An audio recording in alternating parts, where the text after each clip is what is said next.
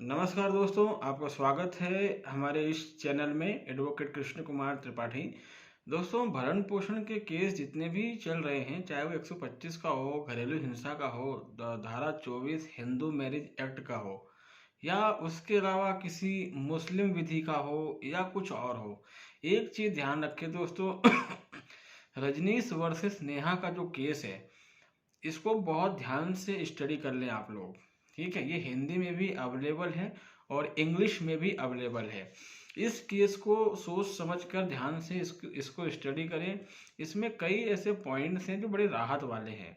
Supreme court ने इसमें कई ऐसे पॉइंट डाल के रखे हैं जिसका इस्तेमाल पति कर सकता है, और इसका इस्तेमाल करके पति कम से कम भरण पोषण कोर्ट से ग्रांट करवा सकता है। ठीक है।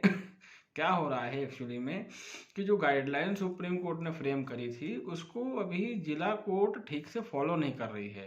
फॉलो ना करने का कारण ये भी है कि जिला कोर्ट के जजों का स्तर बड़ा घटिया होता है। ये एक समस्या है और ये अड़ियल रवैये के होते हैं।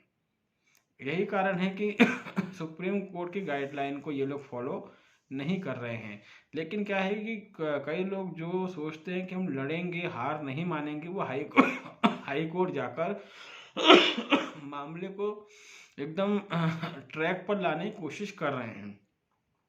अभी हाल फिलहाल में ही हमारे एमपी हाई कोर्ट ने एक केस में, ये मामला था नीमच जिले का, मध्य प्रदेश में एक जगह है नीमच, वहाँ का एक मामला था। वहाँ पर फैमिली कोर्ट ने पति के ऊपर 25,000 रुपये का मेंटेनेंस ऑर्डर कर दिया। उसके बाद पति ने उस मामले को हाई कोर्ट में चैलेंज किया, एमपी हाई कोर्ट में, और एमपी हाई कोर्ट ने उस पूरे ही भरण पोषण को खारिज कर दिया। और एमपी हाई कोर्ट ने फैमिली कोर्ट को निर्देश दिया कि 7 दिन के भीतर इस मामले की फिर से सुनवाई करके हर पहलू को ध्यान में रखते हुए पति का भरण पोषण वापस से तय किया जाए। मतलब साफ है कि अब कोर्ट 25,000 का ऑर्डर तो नहीं कर सकती, 20 का भी नहीं कर सकती, क्योंकि हाई कोर्ट ने स्ट्रिक्टली बोल दिया था। और उसमें हाई कोर्ट ने रजनीश वर्सेस नेहा की केस को मेंशन किया है। उसमें साफ कहा गया है कि पति के ऊपर भरण पोषण इस तरीके से नहीं होना चाहिए जिससे ये साबित हो कि पति को सजा दी जा रही है। भरण पोषण का सीधा सा कंसेप्ट है, पति जितना कमाता है और उसके जो इन्वेस्टमेंट है उनको साइड में करने के बाद जो भी पैसा बचता है उसको कोर्ट भरण पोषण के तौर पर पत्नी को दिलवाती है।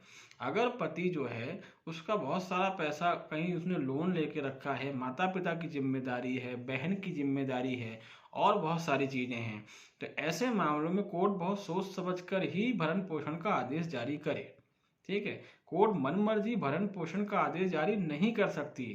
पहली बात तो ये कि जब भी फैमिली कोर्ट या जिला कोर्ट में आप इस तरह के केस को डील कर रहे हैं, मैंने पहले भी कई बार कहा है, फिर दोहराता हूँ, अपने केस को ठोंक बजाकर जिला कोर्ट में या फैमिली कोर्ट में, ट्रायल कोर्ट में पेश करें।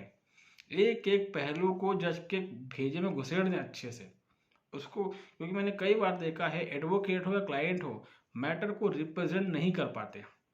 यही कारण है कि जज के कान में जूं नहीं देखती। उसको अच्छे से रिप्रेजेंट करें, उसके बाद फिर जो फैसला होगा भगवान के ऊपर छोड़ दें। अगर आप अच्छे से रिप्रेजेंट करेंगे तो जज की हिम्मत नहीं वो गलत फैसले पे चला जाए, और कहीं चला भी जाता है तो आपने तो सभी पॉइंट्स वहाँ पर रेस करे हैं। सीधी सी बात है, हाई कोर्ट में आपको इसका फ़ायदा मिलेगा। तो भरण पोषण केस में इस चीज़ को ध्यान रखें। और अगर आप लोगों ने फाउंडेशन बिगाड़ दिया है, स्टार्टिंग में ही केस बिगड़ गया है, उसको सुधारने की कोशिश करें। और अगर सुधारने की कोशिश आप नहीं कर रहे हैं तो फिर दोस्तों भगवान भी आपकी सहायता नहीं कर सकता है, सीधी सी बात है। तो यही कहना है कि रजनीश वर्सेस नेहा के केस के कई पॉइंट्स बड़े अच्छे हैं और कहीं ना कहीं वो मतलब हस्बैंड के फेवर में हैं, उनको इस्तेमाल करें। कभी भी कोर्ट मन से मनगढ़ंत ऑर्डर नहीं कर सकता, इस चीज़ को ध्यान रखें। ये बहुत इंपॉर्टेंट चीज़ है। इसी फैक्ट पर भरण पोषण लागू किया जाएगा। ठीक है दोस्तों, तो उम्मीद है ये छोटी सी जानकारी आपको हमारी समझ में आई होगी। एमपी हाई कोर्ट के जिस जजमेंट की हमने बात करी, उस जजमेंट का जानकारी जो है मैं डिस्क्रिप्शन बॉक्स में डाल दूंगा, उसका नाम और उसका जो भी क्रिमिनल रिवीजन थी, अपील थी, क्या थी, वो मैं उसका डिस्क्रिप्शन बॉक्स में आपको दे दूंगा। तो अगर आप हमारे चैनल में नए हैं तो इसको लाइक करें, सब्सक्राइब करें और शेयर भी करें दोस्तों। तब तक के लिए बहुत बहुत धन्यवाद।